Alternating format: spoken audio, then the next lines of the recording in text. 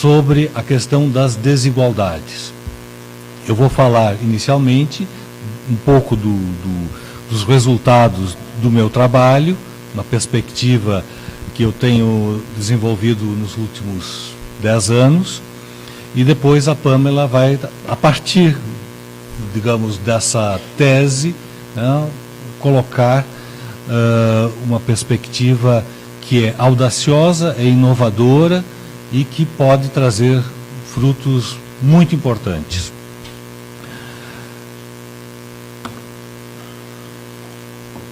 Agradecer também a equipe do ILEA, que gentilmente colabora com as nossas atividades. Esse evento será gravado e né, pelo site do ILEA e Facebook, vocês vão ter a possibilidade, inclusive, de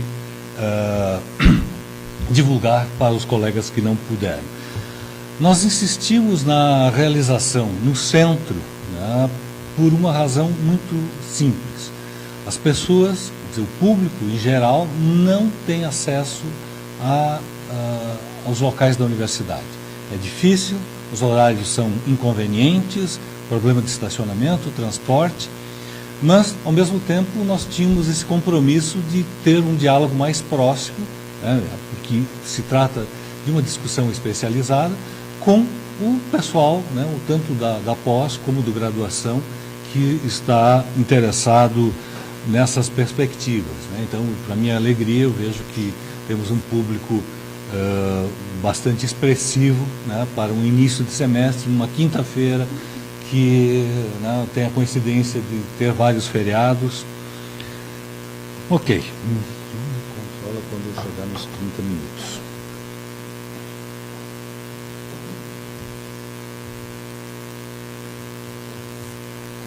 Acho que não está funcionando.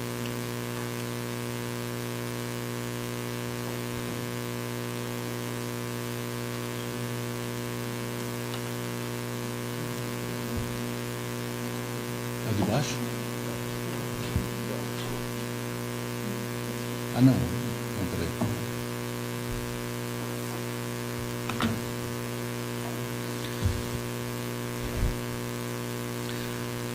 Uma peça do Delvalge Inclán, a turba ignara e embrutecida tenta lapidar uma mulher adúltera.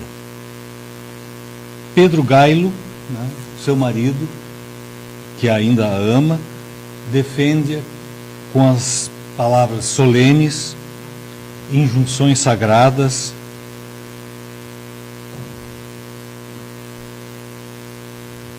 qui sine peccato evestrum primus in illam lapidem. E com isso ele consegue afastar os fanáticos moralistas, né, que estavam tentando matar a sua mulher. A peça se chama As Divinas Palavras, uma peça extraordinária, que serve de mote para a minha intervenção hoje à tarde.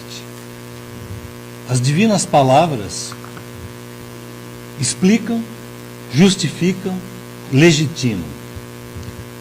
Elas explicam práticas, justificam instituições, comportamentos, estruturas, legitimam valores, princípios. Elas se transformam em verdade. Elas se transformam no senso comum, no que é aceito em vários aspectos da realidade, dos comportamentos sociais.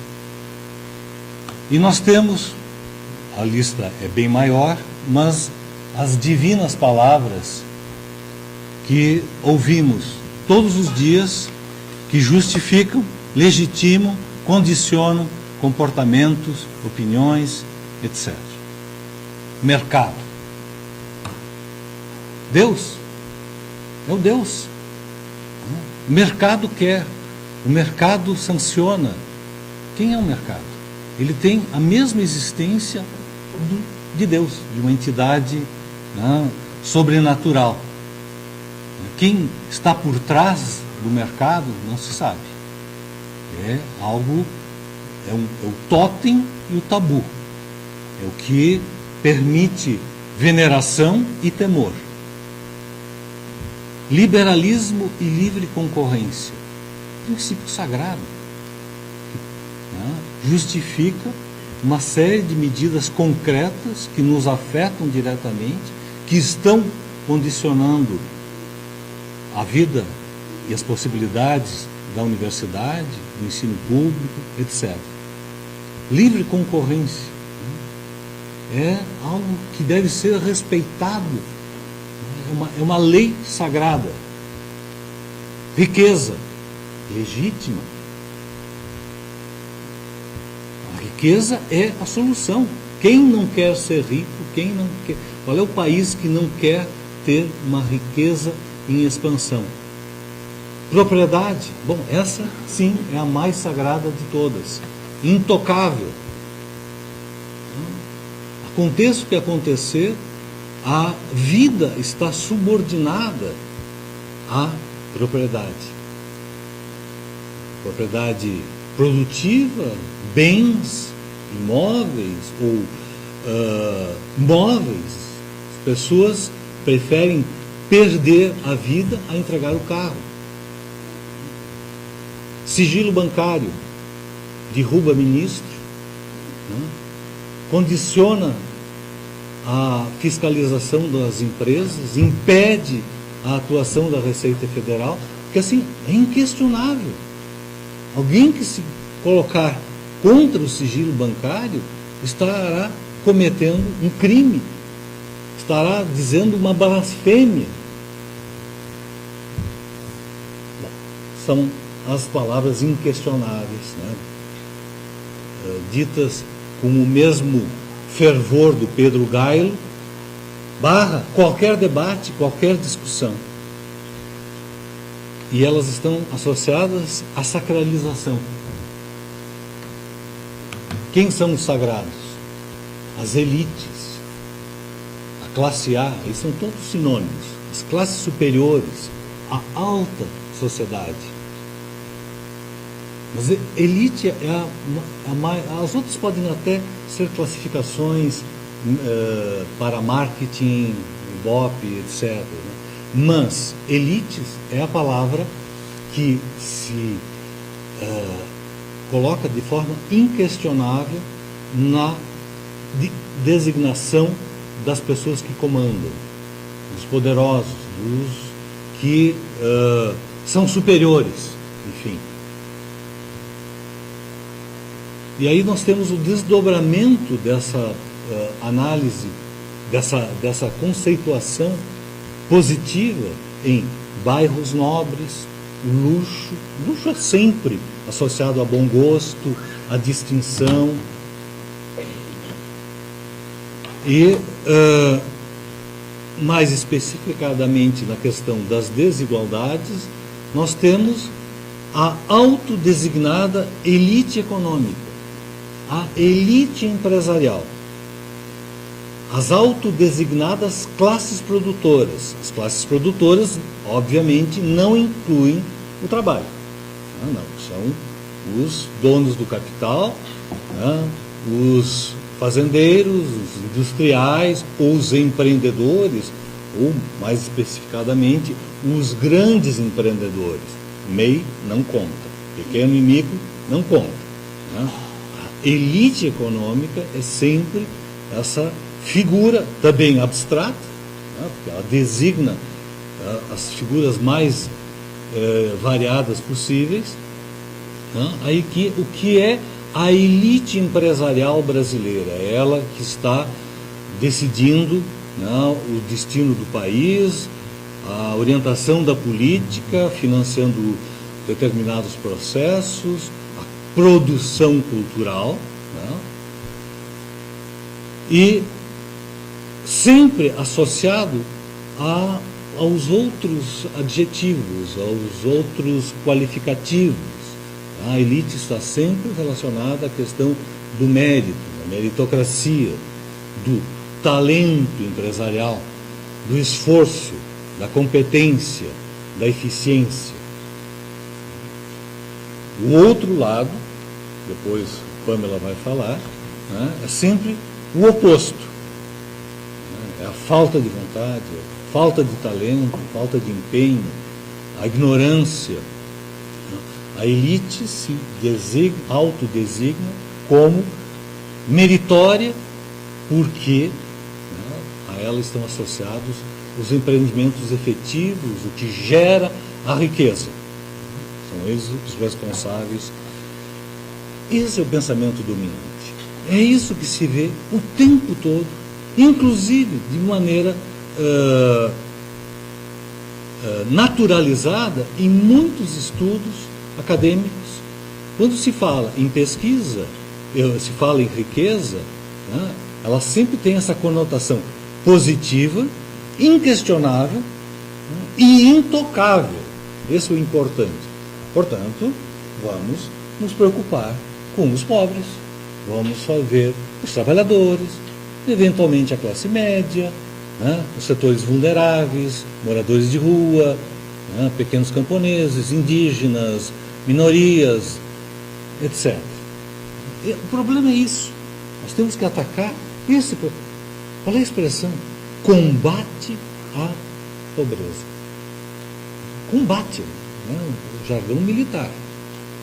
É que eliminar a pobreza.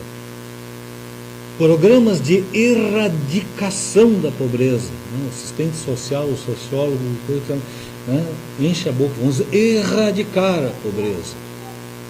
Como se fosse um mundo específico, né, que não tem nada a ver com esse lado positivo, maravilhoso, glamuroso.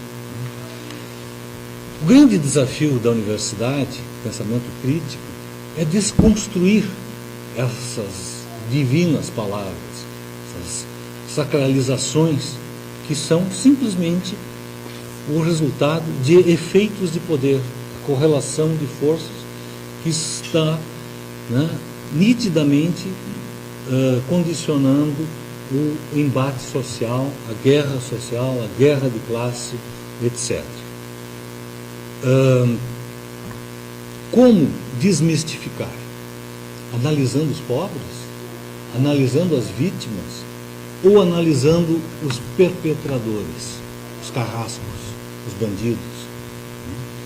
E esse é um grande desafio, porque nesse momento se fala em deontologia das ciências sociais. Opa, peraí, né? O ricos não dá para colocar determinadas coisas. Esta universidade, nesse instituto, né, ouvir críticas nesse sentido. Não, mas e os aspectos deontológicos com relação aos ricos? Né? Essas pessoas, né, merecem respeito. Os pobres, pode perguntar quantas vezes ele transa por semana, o que ele come, em quem vai votar, em quem não vai votar, né? Se lava, toma banho, sem problema nenhum. Se tira fotos de pobres, sem problema. As ilustrações os cartazes sobre desigualdade, né? Tem sempre lá um pobre estropiado, um velhinho, não sei o quê, uma criança de rua. Mas desigualdades são só eles, são eles que são os desiguais. O resto não conta. Rapidamente desmistificando. Mercado, dólar subiu hoje mais 1%, está a 4,20%, não sei o quê. O mercado está desconfiado, o mercado está temeroso, né, com os perigos que se avizinham dos resultados eleitorais. Mercado. Especuladores. Mega especuladores, né, brasileiros. É o capital, o capital internacional que está desacreditando do Brasil. Capital internacional? Não, são especuladores brasileiros com sedes no exterior que aplicam e reinvestem ou retiram os recursos para ganhar em qualquer circunstância. Nos momentos positivos da economia, em momentos de turbulência, recessão, etc., eles estão ganhando. Alguém ganha. Ganha muito. Se sobe, alguém está ganhando. Se perde, está caindo, alguém está ganhando. Livre mercado, todos eles são, essas elites econômicas, são defensores ferrenhos do livre mercado. Bradesco, Itaú, Walmart, Zafari, não sei o quê, Globo, RBS, são monopólios. Eles são os primeiros, essas grandes corporações, os grandes investidores são os primeiros a romper com o que poderia eventualmente ser um livre mercado concorrencial, né? Mas, de novo, os efeitos do poder desmancham as leis sagradas da economia capitalista. Liberalismo. Nós temos no Brasil, né, liberais, assumidamente liberais, né? E como dizia um bom analista da sociedade brasileira, chamado Antônio Delfim Neto, os liberais brasileiros fazem discursos na Fiergs ou na Fiesp, né, durante o dia, e à noite vão para Brasília fazer lobby para privilégios fiscais, tributários, legislações específicas, etc. Aí o conceito de patrimonialismo, ou seja, o poder econômico vinculado ao Estado para obter vantagens, é um conceito muito mais coerente e efetivo do que liberalismo. Né? O liberalismo no Brasil é simplesmente um discurso vazio, né? Como dizer, eu sou a favor da liberdade de imprensa. Alguém é contra?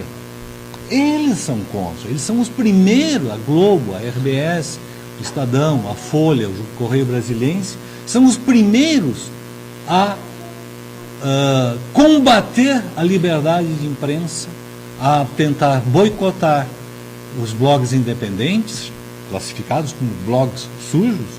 Os deles são muito limpinhos, cheirosos, não? Desmanchando completamente o que eventualmente poderia ser, né, uma coisa mais concorrencial, né, com liberdade de opinião. Não, eles já têm, né, eles são agentes tanto econômicos como ideológicos que combatem a liberdade econômica, a liberdade de informação. Riqueza, conceito positivo, né, sempre apreciado, mas o que traduz a riqueza concentrada? Não vou falar do pequeno poupador, pequeno investidor, comerciante, industrial, que tem lá o seu patrimônio produtivo, né, com relações de classe capitalista. Não, a riqueza concentrada, seja no Brasil, no resto do mundo, pelo menos nesses últimos 30 anos, simplesmente intensificou os efeitos do poder econômico concentrado que rompe com qualquer ideia de livre mercado, concorrência, etc. Na origem do capitalismo tem o princípio sagrado da exploração do trabalho. O talento empresarial conta, mas não conta numa pequena medida. A partir de uma determinada escala, são efeitos de poder, garantindo privilégios, garantindo regalias específicas, que, inclusive, entre os grandes, são objeto de disputa. Né? Leis específicas que garantem vantagem num subsídio, num refis, nas desonerações que foram contempladas. Bom, nem vou entrar na questão da propriedade e do roubo, né, porque levaria mais tempo. Desacralizando os conceitos de elite, sobretudo, e os seus desdobramentos, classe A, classes superiores e alta sociedade. Ricos. Não tem outra palavra. A sociologia não aceita essa palavra. Ricos é muito abstrato. Não, mas eu acho que é um conceito muito mais feliz, oportuno, adequado do que elites, né? Grupos superiores. Não, ela é crua, mostra que são indivíduos que têm riqueza, né? E no caso que nos interessa, a riqueza concentrada. Desacralizando também, mérito. Né? No Brasil se vive no reino da meritocracia. Né? Os juízes do STF estão lá por mérito. Né? Os grandes empreendedores estão lá por mérito. Né? O senhor João Moreira Salles é um artista reconhecido, o seu Murilo Salles é um cineasta reconhecido, talentoso. Não, primeiro eles são ricos, muito ricos. Eles são herdeiros. A herança hoje, nos Estados Unidos, já representa mais de 1/3% das fortunas. Tudo bem, tem os Bill Gates, tem os Steve Jobs, tem o Jeff Bezos, que fizeram fortunas, mas no lado deles tem uma infinidade de multimilionários que simplesmente são herdeiros. Não tem nenhum mérito, nenhum talento, né? O seu prestígio, inclusive a capacidade de levar negócios, não é por eficiência econômica, mas sim por efeitos de poder. Liberais, já disse, né? Simplesmente uma falácia, uma palavra vazia, é um discurso, e são, sim, autoritários e elitistas. Banqueiros, né? Banqueiro, assim, o dono de um grande banco. Não, usando a colaboração de um colega da Receita Federal, que taxou, né, os paraísos fiscais, ele trabalha também nessa mesma dimensão. Paraísos fiscais não, são paraísos fisco-criminais. Não é um paraíso positivo, nada. É uma derivação de um princípio mafioso. Banqueiros, juro-traficantes. Não são narcotraficantes, mas são infinitamente mais nefastos do que narcotraficantes. No Brasil, uma exploração fantástica sobre a população pobre, sobre o pequeno empresário que paga juros escorchantes, né? E a família Moreira Salles, que é o meu corinho, né, nos últimos tempos, recebeu cada um. João, Henrique lá, que não é o cineasta do Moreira Salles, como ele é o Walter e a irmã, que eu não lembro, cada um recebeu, em abril de 2018, poucos meses atrás, 3 bilhões de reais, cada um, sem pagar um centavo de imposto. Qual é o orçamento da CAPES? Quem são os bolsistas da CAPES aí? Qual é o orçamento da CAPES para 2018? Não, 3 bilhões. Né? Se conseguirem realizar até o final do ano, 3 bilhões. Já foi mais, agora está em 3. Um dos Moreira Salles recebeu o orçamento da CAPES, sozinho, sem pagar um centavo de impostos. E assim vai. Né? Banqueiros, nós poderíamos imaginar outros grandes rentistas, etc. Conceito de consumidor livre e soberano, que está sempre associado a isso, não? O mercado funciona de forma eficiente, e o consumidor tem total autonomia, né? É livre e soberano para escolher o seu leque de consumo. Não. Hoje nós temos um processo de alienação gravíssimo, um individualismo exacerbado, que não é natural, que foi construído, né? E se transforma hoje em um consumidor autista, né? Está preocupado, não consegue se comunicar com ninguém, ele se comunica com seus objetos de consumo. Paraísos fiscais, já fiz a referência, né? São fisco-criminais, e corrupção, que, na verdade, é uma cortina de fumaça. Pergunto para vocês, o escândalo Petrobras, né, avaliado pela Lava Jato, envolve que volume de recursos? Né? É notícia desde 2014. Qual é o montante de recursos que foi desviado pelas empresas e apropriado né, na base de 1 ou 2% por agentes políticos. Chega lá, a 19 era o último, atualizando, são 20 bilhões. Né? O país está sendo quebrado, destruído, né? A Petrobras está perdendo todas as suas reservas, né, por causa desses 20 bilhões. Somem outros casos de corrupção, leite, estrada, não sei o quê, né? Digamos assim que monte a 50 bilhões de reais nesses últimos anos. Disso, uma parte foi para agentes públicos, né? Dirigentes partidários ou operadores. Qual é a sonegação no Brasil? De responsabilidade dos grandes empresários, não do pequeno comerciante, né, do restaurante que não dá nota e que sonega. Cálculo do Sindicato da Receita Federal, dos auditores da Receita Federal, os grandes, a elite econômica, os grandes empreendedores sonegam anualmente mais de 300 bilhões de reais.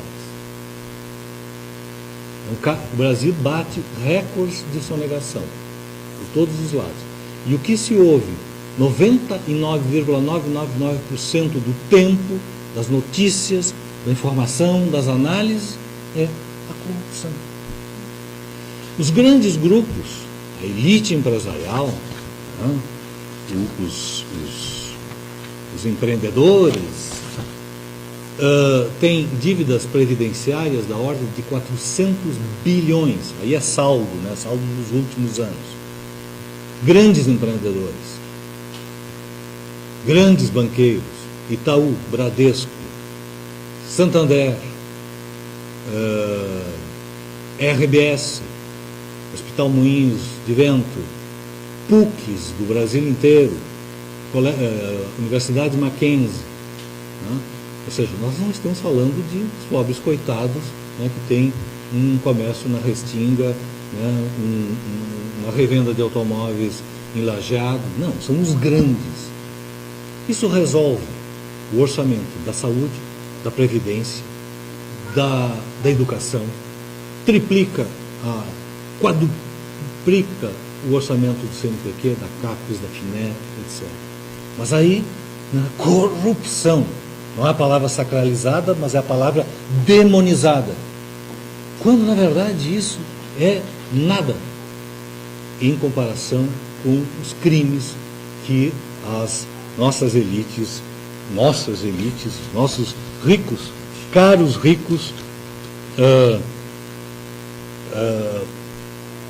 provocam como prejuízo para a nação. Eu vou simplesmente dar mais uma indicação, o meu tempo já vai. Essa referência ao Valle Inclán eu tenho um texto no livro da Freda Indusky, publicado pelo Mercado das Letras, que fala as palavras e desigualdades. Quer dizer, então, recuperei um pouco essa ideia, né, de um vocabulário sacralizado, né, e de palavras demonizadas, né, pobreza, moradores de rua, crianças de rua, etc. E um livro que eu recomendo também é de um psicanalista. Vocês vejam como a ciência social muitas vezes está a reboque, ou pelo menos não dá conta de dimensões que a psicanálise crítica trabalha, né, que ele fala do divino mercado.